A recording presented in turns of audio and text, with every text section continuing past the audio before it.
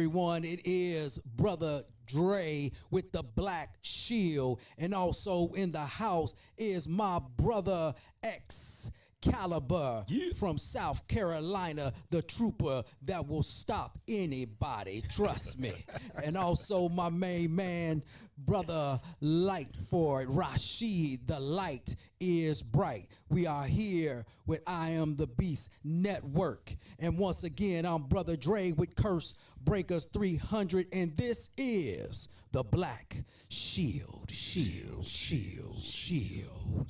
So let's get busy one time. We have a topic for you. We bring in information that you will definitely need to understand. So fellas, first conversation of today, leadership matters. They say Black Lives Matter, and they do, but I'm gonna tell you right now, in the police department, law enforcement, leadership definitely 100% matters. Absolutely. So I need you to talk to me about that, fellas. Absolutely, absolutely, absolutely.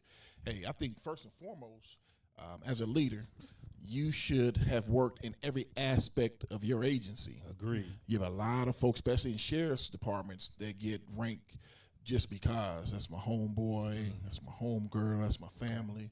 And they become captains and majors and have never worked uniform patrol, but now they are expected to comment on it or you know, supervise, you know, members of that division. Right, right. right. So that's first and foremost. I think each leader should have some aspect of you know, or every aspect of the department they lead, right? I agree. Bro, I'm telling you, man, that's my biggest pet peeve, man, with leadership and law enforcement. I feel like as a leader, you should be able to go through everything that we going through, you should be able to relate to. Okay. You should be able to, I understand you got a lot, like, I'm gonna use Highway Patrol for example, right? I'm gonna go by my corporal. Shout out to Corporal Smith, cool brother. Man, this man right here, I respect him so much. He lead by example. He would go out there, just like we outside busting ass. Right. He out there busting ass with us. Right. Okay. I know he got a lot of paperwork to do, but he said, y'all guys can make traffic stops, so can I. Wow. I'm no different than you. Somebody like that, I'm going to follow. Gotcha. Wow. You know what I'm saying? Somebody, and leadership, you guys know this. In law enforcement, why do a lot of people leave? It's not because of the people. Bad leadership. It's not because of it's because of what? Bad leadership. Bad leadership. Yeah. They see you, oh man, do this, but they see you not doing anything. They don't want to work under you, man. They feel like, you know, basically being like a slave. Yeah. Correct. Yeah. You know what I'm saying? Correct. They feel uncomfortable, feeling unwanted. Reward your guys sometime, man. That's right. My corporal, if we make a certain amount of stops or we get a couple amount of DUIs, he take us out for dinner.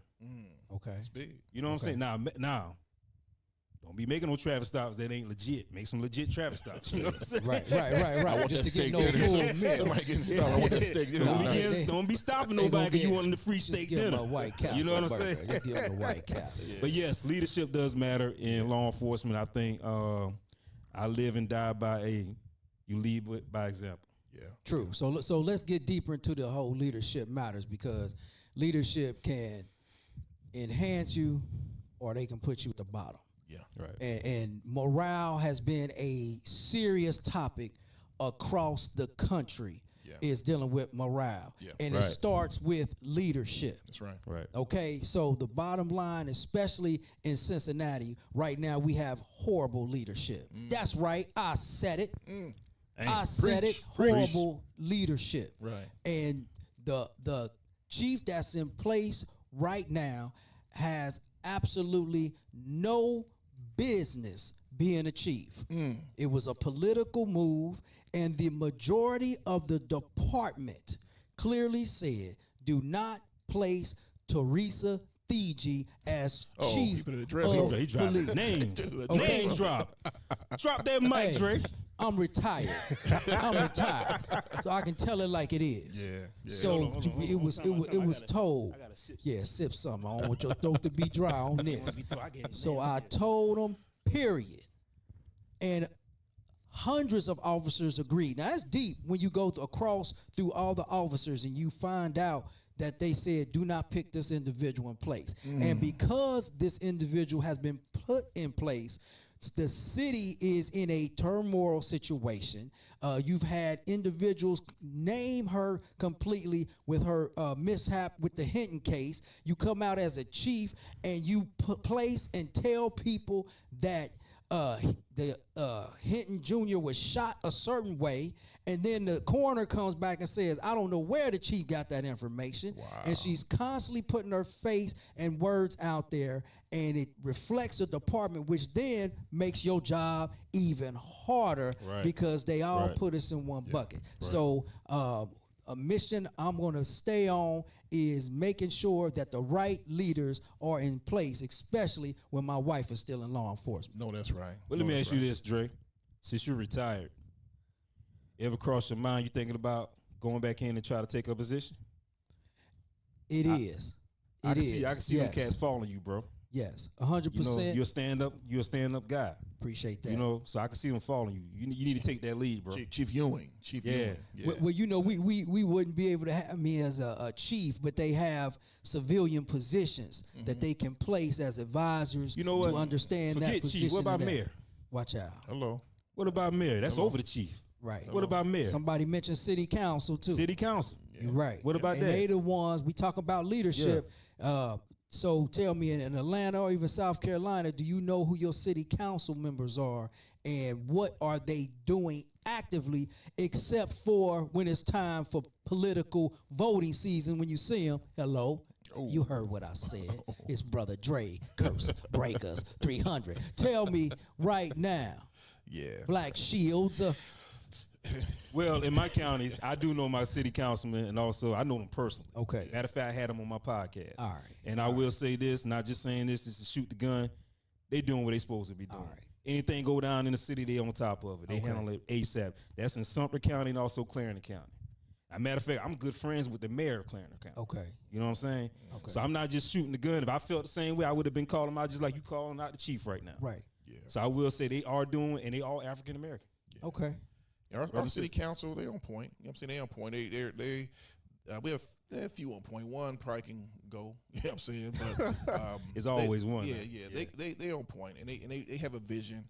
Our city's growing. We're annexing some territory. Okay. We're doing something unique in our area where our city is supplying police services to a sister city. Mm-hmm. So we're negotiating that. That's still in the air, but we're currently providing police services for their city buildings, their government properties, their parks, and their special activities. So we're still negotiating the other piece where we're doing the 911 calls and things like that. So that's unique in itself because it's never been done in the state of Georgia. It's always been county to city or something like that, but never city to city. Right. So it's kind of unique in our situation. But I will say, my city is inside DeKalb County. Okay. And they recently just got a new CEO. She has amazing dreams and drive. She's so far she's doing what she said she was going to do. The former chief is no longer there. I'm not part of the DeKalb County Police Department, but I have visually seen the effects a bad chief will have.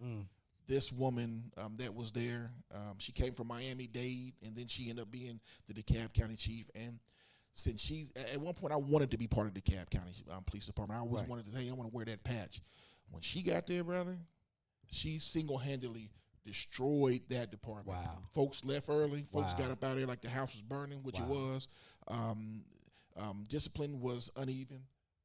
Men got disciplined more than females, and these are things that I've seen personally from people that are a part of that department.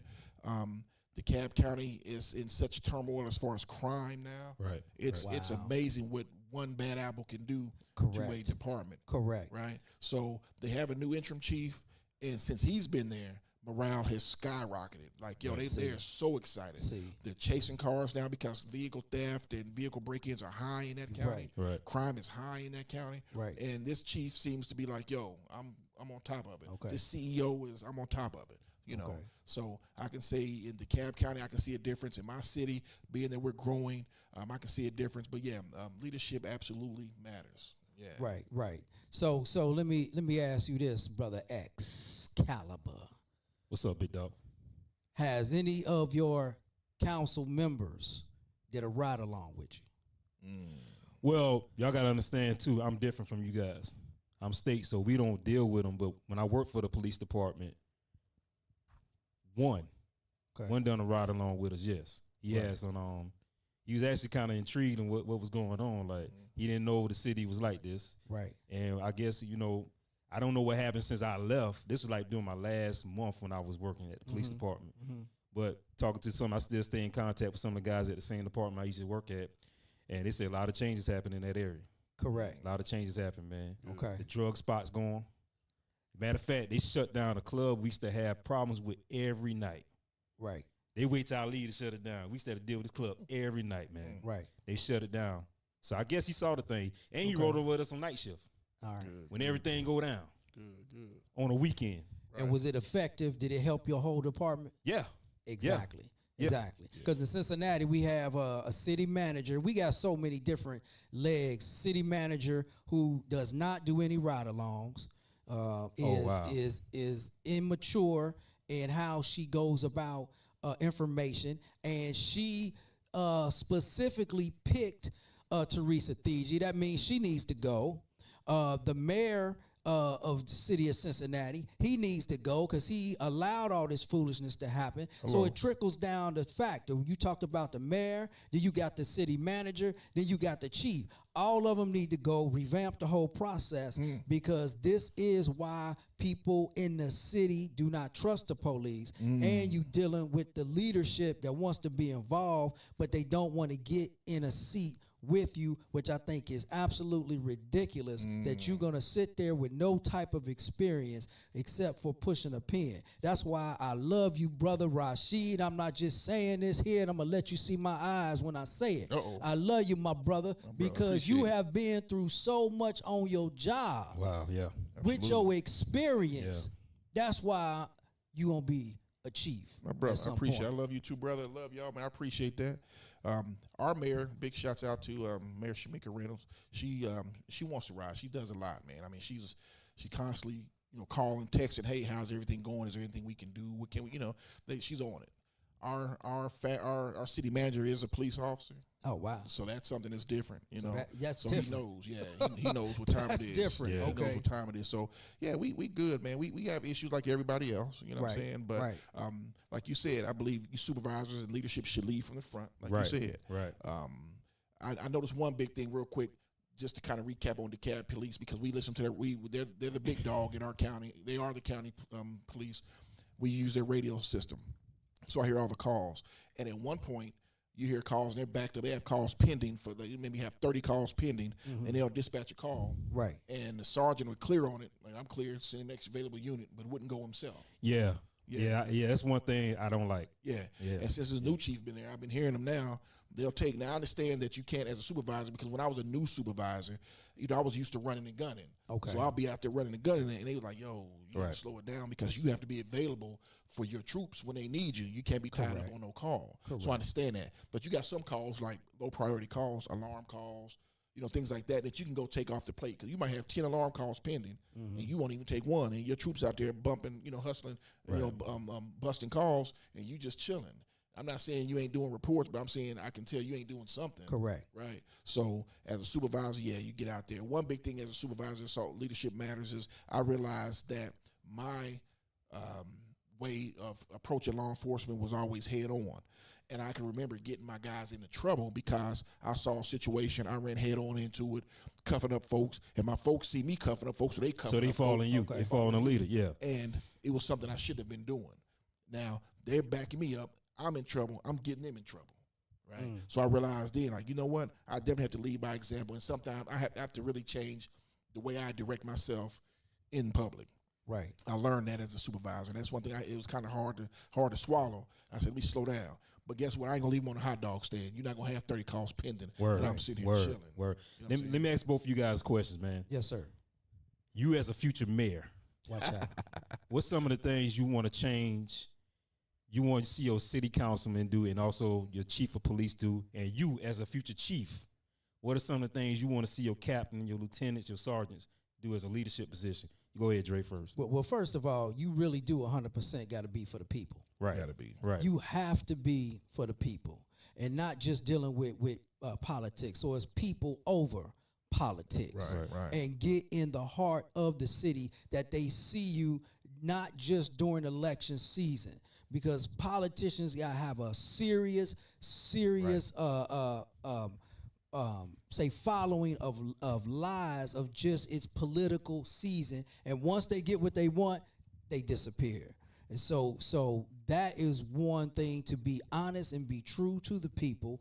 Get in communities that when people say, well, did they vote or are they around? Man, get into these communities, man, where there's a high crime. Right. Yeah. Right. Actually put your boots on the ground. Right. Go to people's addresses and homes and see what's going on in their neighborhoods, so you can actually make the difference. And then hold your council members accountable for things that they said they were going to do within their, say, 2 or 4 year tenure. What exactly did you do? I'm going to have a follow-up, and if you're not handling your business, I'm going to call you out on that process. That's Right. right. Right. Right. Right. Well, your question for me, as far as my lieutenants and captains, one thing I want them to do is make sure they do the job first, of course. Don't get so high on the horse you forget how having your boots on the ground feels. Some people get in a position where they're sitting in a desk, they chilling, and they forget what's going on down there. Yeah. And then when they get a complaint, they automatically on the political side. Oh, well, we shouldn't have done that. We need to make sure we apologize. And you're like, well, you don't know the whole story yet. Right. So they definitely need to make sure that they get the whole story, get all the information, and not make decisions based on, what's going on in the climate. Right. That's been a big problem with all of us lately, because all of our departments, and I know that you can feel this, because of civil unrest in other areas, our police chiefs and mayors and stuff, they tighten up. Like, oh, okay, you do something, you fired. Right. Without even Bro, you gotta have a backbone, man. Right. You have You to in have that a leadership backbone. position, you gotta have a backbone. You have man. to. Yeah. You have to. And you have to put your troops above all. Right. And that's a hard place to be in. Right. And I didn't realize just how hard until I got to the position I'm in. I'm sitting in the middle. I got my troops here. I got city council here, the mayor, the city manager, the chief. I got them here. And I'm getting information up and down line. And I have to remember, like, yo, this was me once.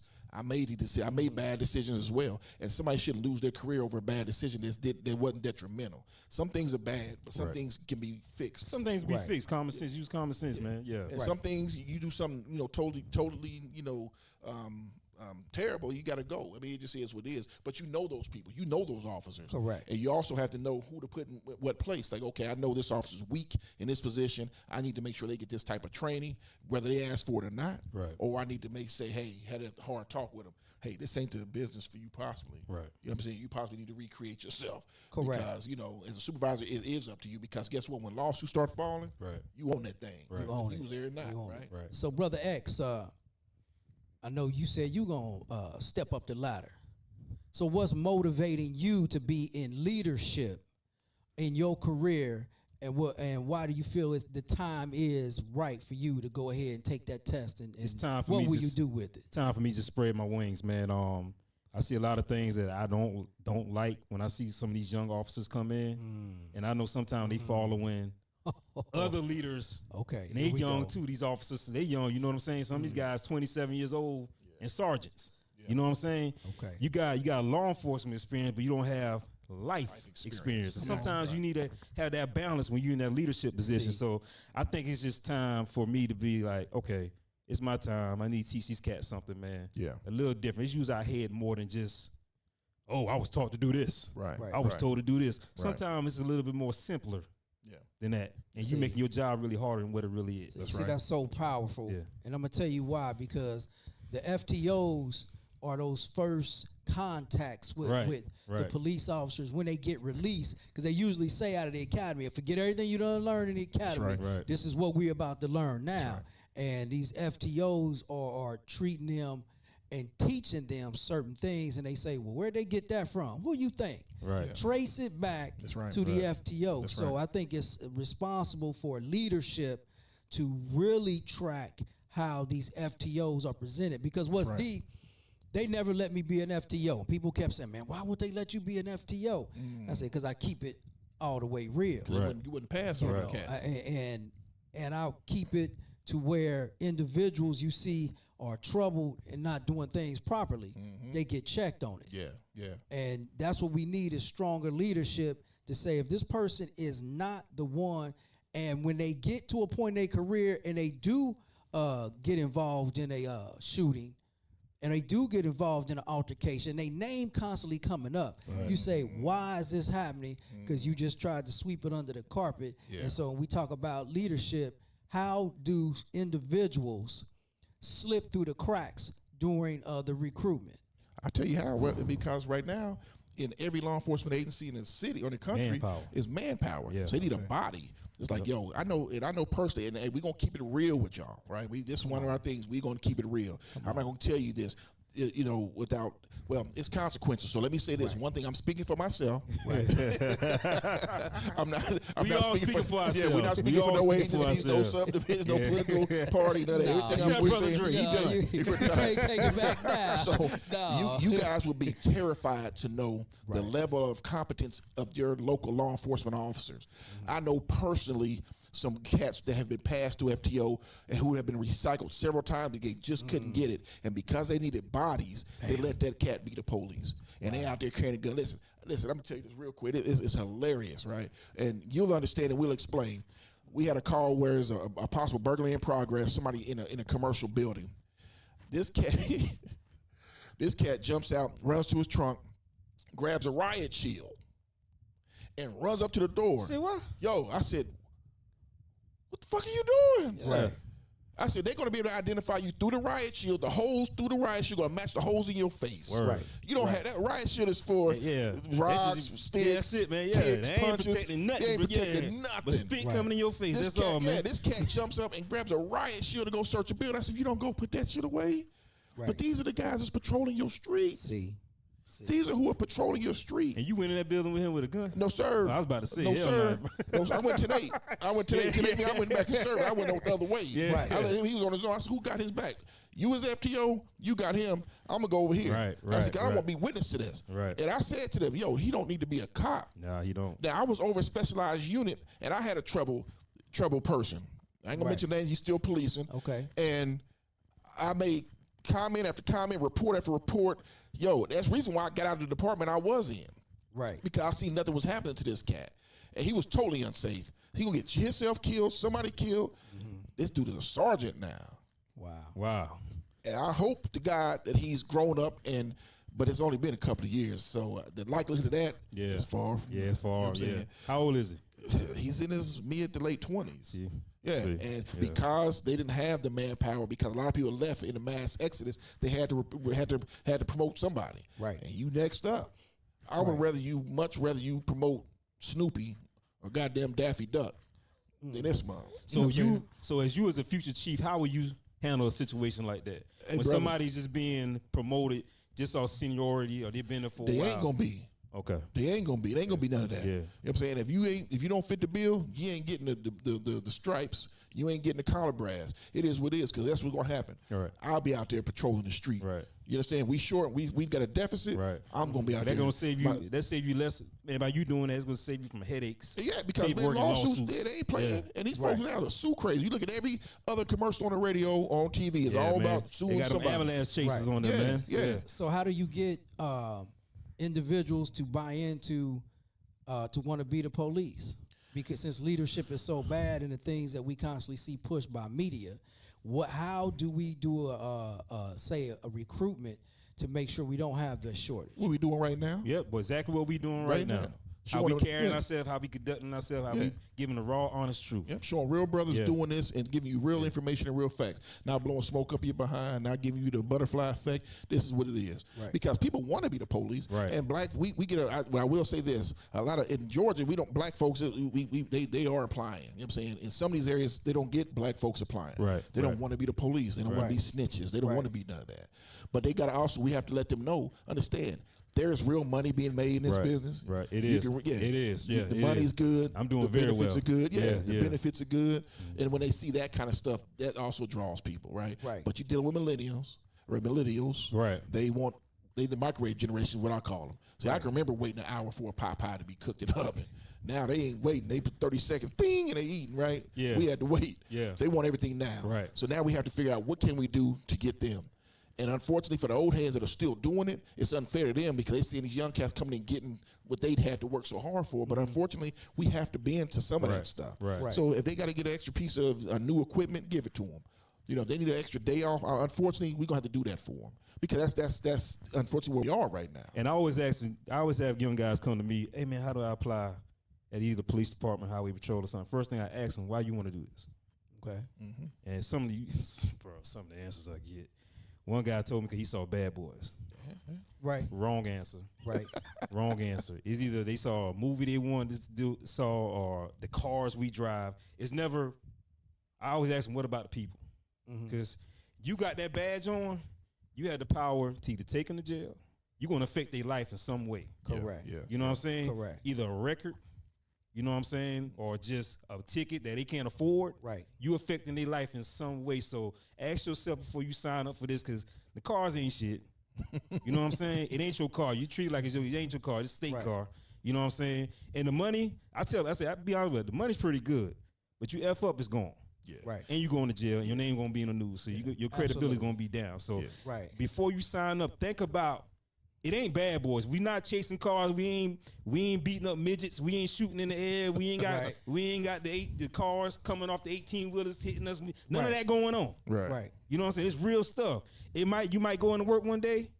You might go into work healthy. You might come back in a body bag. Right. That's the You reality. gotta think about stuff like that. Yeah. Correct. So when you applying for this position, think about what's my why. Right. Why am I doing this? I came in because I wanted to be the difference. Correct. That's why I came into law enforcement, because I wanted to be the difference. And I want our listeners to understand this, that you don't just have three dynamics here of three black men, South Carolina, Atlanta, Cincinnati, who have never really met one another until we started to talk and coming together with the Black Shield and I Am a Beast Network.